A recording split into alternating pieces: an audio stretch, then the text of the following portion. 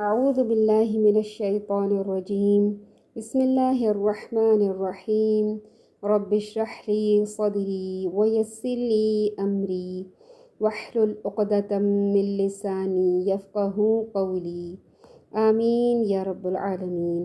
السلام علیکم ورحمۃ اللہ وبرکاتہ۔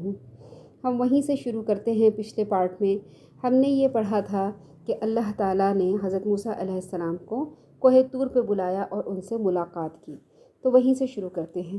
سورہ طٰہٰ میں ارشاد ہے، جب وہ وہاں پہنچے تو انہیں آواز دی گئی، اے موسیٰ، یقیناً میں ہی تمہارا پروردگار ہوں، تو اپنی جوتیاں اتار دے، کیونکہ تو پاک میدان طویٰ میں ہے اور میں نے تجھے منتخب کر لیا ہے۔ اب جو وحی کی جائے اسے کان لگا کر سن، بے شک میں ہی اللہ ہوں، میرے سوا کوئی عبادت کے لائق نہیں، بس تو میری ہی عبادت کر اور میری یاد کے لیے نماز قائم رکھ۔ قیامت یقیناً آنے والی ہے جسے میں پوشیدہ رکھنا چاہتا ہوں، تاکہ ہر شخص کو وہ بدلہ دیا جائے جو اس نے کوشش کی ہو۔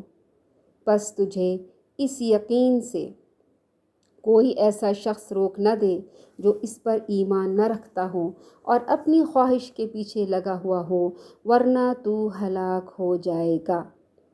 مفسرین فرماتے ہیں کہ حضرت موسیٰ علیہ السلام اس آگ کی طرف چلے جو انہیں نظر آئی تھی۔ جب وہ وہاں پہنچے تو دیکھا ایک کانٹے دار درخت میں آگ کے شعلے نظر آ رہے ہیں، لیکن درخت زیادہ سے زیادہ سرسبز ہوتا جا رہا ہے۔ آپ تعجب سے وہیں ٹھہر گئے۔ وہ درخت آپ کے دائیں طرف پہاڑ کے مغربی پہلو میں تھا۔ ایک تو یہ بات ہے کہ حضرت موسیٰ علیہ السلام کو ہی آگ نظر آئی تھی، باقی ان کے گھر والوں میں سے کسی کو نظر نہیں آئی تھی۔ دوسرا ایک عجیب بات یہ تھی کہ جب درخت میں آگ لگتی ہے تو اس کو جلا دیتا ہے، لیکن یہ آگ ایسی تھی جو درخت کو جلا نہیں رہی تھی بلکہ اسے اور ہرا بھرا کر رہی تھی۔ اللہ تعالیٰ نے فرمایا، اور طور کے مغربی جانب جب کہ ہم نے موسیٰ علیہ السلام کو احکام کی وحی پہنچائی تھی، نہ تو موجود تھا اور نہ تو دیکھنے والوں میں سے تھا۔ حضرت موسیٰ علیہ السلام جس وادی میں تھے اس کا نام طویٰ ہے۔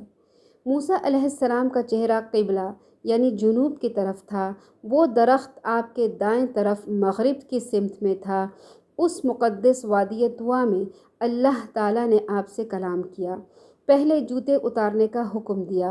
اس کا مقصد اس مقدس مقام کا احترام تھا، بالخصوص اس مبارک رات میں تو اس مقام کو مزید تقدس اور برکت حاصل ہو گئی تھی۔ اللہ تعالیٰ نے حضرت موسیٰ علیہ السلام کو بتایا کہ یہ دنیا فانی ہے، دائمی گھر قیامت کو ملے گا اور جو یقیناً قائم ہونے والی ہے۔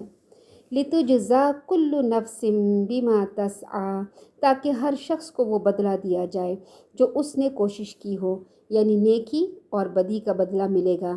اللہ تعالیٰ نے آپ کو اس دن کے لیے عمل کرنے کی ترغیب دی اور ایسے لوگوں سے الگ رہنے کی ہدایت فرمائی جو اپنے مالک کی نافرمانی کرتے ہیں اور اپنے دل کی خواہش کے پیچھے چلتے ہیں۔ پھر اپنی قدرت کے اظہار کے لیے اور اپنے کن فیکون کی شان دکھانے کے لیے موسیٰ علیہ السلام نے فرمایا، اے موسیٰ، تیرے دائیں ہاتھ میں کیا ہے؟ حالانکہ اللہ کو تو معلوم تھا پہلے سے کہ حضرت موسیٰ علیہ السلام کے ہاتھ میں کیا ہے۔ کیوں کہا اللہ تعالیٰ نے؟ موسیٰ علیہ السلام کو مانوس کرنے کے لیے، ان کے خوف کو ختم کرنے کے لیے۔ کیا یہ وہی لاٹھی نہیں جو تیری دیکھی بھالی ہے جب سے تجھے ملی ہے؟ جواب دیا، یہ میری لاٹھی ہے۔ اب حضرت موسیٰ علیہ السلام کا جواب سنیے، انہوں نے کتنے تفصیل سے جواب دیا۔ یہ میری لاٹھی ہے جس پر میں ٹیک لگاتا ہوں، جس سے میں اپنی بکریوں کے پتے جھاڑ لیا کرتا ہوں، اس میں مجھے اور بھی بہت سے فائدے ہیں۔ حضرت موسیٰ علیہ السلام نے لمبی بات کیوں کی؟ وہ یہ بھی کہہ سکتے تھے، یا رب العالمین یہ میری لاٹھی ہے بس۔ کیوں لمبی بات کی؟ کیونکہ جس سے محبت کی جاتی ہے اس سے لمبی لمبی باتیں کرنے کا دل کرتا ہے، یعنی یہ وہی لاٹھی ہے جسے میں اچھی طرح پہچانتا ہوں۔ فرمایا، القیہا یا موسیٰ، اے موسیٰ اسے نیچے ڈال دے۔ چنانچہ ان کے ڈالتے ہی وہ سانپ بن کر دوڑنے لگی۔ یہ ایک عظیم معجزہ تھا اور اس بات کی دلیل تھی کہ آپ سے کلام کرنے والا وہی اللہ ہے جو اپنے امر کن سے ہر چیز کو پیدا کر دیتا ہے۔ کیا مطلب ہے امر؟ امر کا مطلب ہے حکم کرنا، کن کا مطلب ہوتا ہے عربی میں ہو جا۔ جیسے ہم کسی کو کہتے ہیں نا ہو جا تو وہ ہو جائے، اسی طرح سے اللہ تعالیٰ فرماتے ہیں ہو جا تو وہ چیز ہو جاتی ہے۔ اسے اللہ تعالیٰ کو یہ بتانا نہیں پڑتا کہ تم نے جیسے لاٹھی ہے اس کو سانپ بننا ہے، کون سا بڑا سانپ بننا ہے، کون سا چھوٹا ہے، نہیں، اللہ تعالیٰ فرماتے ہیں کن۔ اسی طرح سے کن کہہ کے اللہ تعالیٰ نے یہ کائنات تخلیق فرمایا کن ہو جا، اور اللہ کی مرضی کے مطابق یہ کائنات بن گئی۔ اللہ تعالیٰ نے فرمایا کن ہو جا تو وہ کیا ہوئی؟ لاٹھی ایک سانپ بن گئی۔ اللہ تعالیٰ نے دوسری آیت میں فرمایا اور یہ کہ اپنا عصا پھینک دے، پھر جب اسے دیکھا وہ سانپ کی طرح پھن پھنا رہا ہے تو پیٹھ پھیر کر واپس ہو گئے، مڑ کر رخ بھی نہ کیا، یعنی دوڑ لگا دی اور مڑ کے دیکھا بھی نہیں۔ یعنی وہ ایک بہت بڑا سانپ بن گیا تھا جس کی جسامت بہت بڑی تھی، بہت بڑے بڑے دانت، اس کے باوجود اس کی حرکت تیز رفتار پتلے سانپ کی طرح تھی۔ اس کا کیا مطلب ہے؟ یعنی جو سانپ چھوٹا ہوتا ہے آپ نے دیکھا ہے کہ وہ کتنا تیز حرکت کرتا ہے اور تیزی سے چلتا ہے، لیکن جو بڑا اژدہا ہوتا ہے، کبھی میلے ٹھولوں میں آپ نے دیکھا ہوگا کہ وہ سست پڑا رہتا ہے، اس کی حرکت اتنی تیز نہیں ہوتی، بہت سستی کے ساتھ چلتا ہے۔ لیکن یہاں پر جو لاٹھی سانپ بنی تھی وہ اژدہے کی طرح بڑی، پھنکارتی ہوئی، اور جو چھوٹا سانپ ہوتا ہے اس کے طرح تیزی کے ساتھ حرکت کرتی ہوئی چل رہی تھی۔ اب آپ سوچیں، رات کا اندھیرا ہے، پہاڑی ہے، ایک درخت میں عجیب و غریب آگ لگی ہوئی ہے، اور پھر اللہ تعالیٰ سے ملاقات ہو جاتی ہے، اللہ تعالیٰ سے بات ہوتی ہے، اور اندھیرا ہی ہے، اور اللہ تعالیٰ نے فرمایا اپنی لاٹھی کو زمین پہ ڈالو، تو وہ ایک خوفناک سانپ بن گیا۔ کتنا خوف حضرت موسیٰ علیہ السلام کو اس وقت آیا ہوگا۔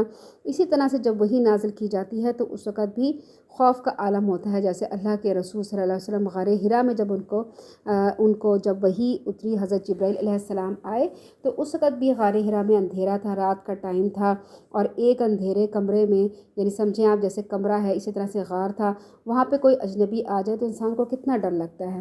اسی طرح سے حضرت موسیٰ علیہ السلام کو ڈر لگا، اور انسانی فطرت کا تقاضا ہے کہ کوئی ایسی چیز دیکھ لے جو اس کو نقصان پہنچا سکتی ہو تو اس سے ڈر کے بھاگتا ہے۔ تو وہ پیچھے مڑے، ڈرے، اور پھر مڑ کر بھاگ گئے، پیچھے مڑ کے بھی نہیں دیکھا۔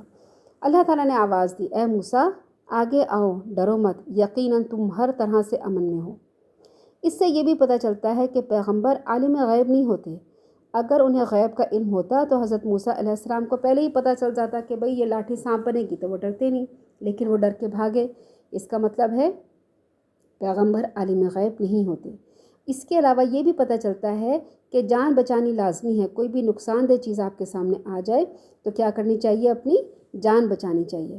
پھر کس لیے اللہ تعالیٰ نے ایسے لاٹھی کو سانپ بنوایا اور کیوں ان کو دکھایا؟ تاکہ وہ ایک بڑا کام کرنے جا رہے تھے، فرعون کے پاس جا رہے تھے جو بہت ہی سرکش تھا، اور اس کا خوف بنی اسرائیل میں بہت زیادہ تھا۔ تو اللہ تعالیٰ نے حضرت موسیٰ علیہ السلام کو یہاں پہ ٹریننگ دے رہے ہیں کہ کس طرح تم نے فرعون کے پاس جا کر حق بات کہنی ہے، ڈرنا نہیں ہے، اور بہادری سے ساتھ۔ تو بہادری کس طرح سے آئے گی ان کو پریکٹیکل کر کے بتایا جا رہا ہے۔ اچھا، یہ جب بڑا اژدہا واپس آیا تو اللہ تعالیٰ نے فرمایا اے موسیٰ آگے آؤ، ڈرو مت، تم امن میں ہو، یعنی یہ اژدہا تمہیں کچھ نہیں کہے گا۔ جب آپ واپس آئے تو اللہ تعالیٰ نے حکم دیا بے خوف ہو کر اسے پکڑ لو، ہم اسے اس کی پہلی صورت میں دوبارہ لے آئیں گے۔ آپ کو سخت خوف محسوس ہوا، آپ نے اپنا ہاتھ قمیص کی آستین میں ڈالا، یعنی کپڑا ہاتھ میں لیا اور کپڑا میں لپیٹ کر اس کے منہ کے درمیان رکھ دیا۔ جب اسے اچھی طرح پکڑ لیا تو وہ پہلے کی طرح 2 شاخوں والا عصا بن گیا۔ ہوتا ہے نا، ایک لاٹھی ہوتی ہے جس کے اوپر ہم ہاتھ رکھتے ہیں، گول سی ایک لاٹھی کا اوپر بنا ہوتا ہے، اس کے بجائے ایک لاٹھی ایسی ہوتی ہے جو وائی شکل کی بناتی ہے اس کا، اور اس میں ہاتھ اندر رکھتے ہیں۔ تو جب انہوں نے سانپ کو، اژدہے کو منہ سے پکڑا، اس کے بیچ میں ہاتھ رکھا تو پھر وہ دوبارہ لاٹھی بن گئی۔ اب آپ سوچیں کہ کتنا خوفناک یہ سین ہوگا۔ کبھی آپ لوگوں کو یاد ہوگا بچپن میں آپ لوگوں نے ڈائسیکشن کیا ہو کبھی فراگ کا یا خرگوش کا، تو کیا ہوتا ہے ان کو ہاتھ سے پکڑنا پڑتا ہے۔ جب ہاتھ سے پکڑتے ہیں تو پھر کیا ہوتا ہے کسی جانور کو، تو جسم میں ایک جھرجھری سی پیدا ہو جاتی ہے، ایک خوف سا ہوتا ہے، اور کہاں تو وہ اژدہا پھن پھناتا ہوا، بڑے بڑے دانت اس کے تیز سے چلتا ہوا۔ اللہ تعالیٰ نے فرمایا اسے منہ سے پکڑو، تو جب انہوں نے منہ سے پکڑا ہوگا تو کس دل سے پکڑا ہوگا، لیکن جب انہوں نے اللہ کا نام لے کر اللہ تعالیٰ کی مدد سے جب انہوں نے اس کو پکڑا، وہ دوبارہ لاٹھی بن گیا۔ اس طرح سے موسیٰ علیہ السلام کے دل سے فرعون اور اس کی حکومت کا خوف نکالنا تھا، اس لیے ان کی ٹریننگ دی جا رہی تھی۔ پھر اللہ تعالیٰ فرماتے ہیں اپنے ہاتھ کو گریبان میں ڈالو، وہ سفید چمکیلا نکلے گا بغیر کسی عیب کے، اور خوف سے بچنے کے لیے اپنے بازو اپنی طرف ملا لیں۔ کہا جاتا ہے کہ جب خوف محسوس ہو تو اپنے دل پر جب ہاتھ رکھ لیں اور دونوں ہاتھ جوڑ کر ایسے اپنے دل پہ رکھ لیں تو اس سے دل کو تسکین ہو جاتی ہے۔ بس یہ دونوں معجزے تیرے لیے تیرے رب کی طرف سے ہیں، فرعون اور اس کے درباریوں کی طرف کے لیے، یعنی فرعون اور اس کے درباریوں کے پاس جاؤ، یہ دونوں معجزے دکھاؤ اور جا کر اللہ تعالیٰ کی بات پہنچاؤ۔ یہاں تک جو ہے ہماری ایک بات ہوتی ہے۔ انشاءاللہ ہم اگلی ویڈیو میں دیکھیں گے کہ کس طرح سے اللہ کے رسول حضرت موسیٰ علیہ السلام فرعون کے دربار میں جاتے ہیں اور اللہ تعالیٰ کا پیغام پہنچاتے ہیں۔ السلام علیکم ورحمۃ اللہ وبرکاتہ۔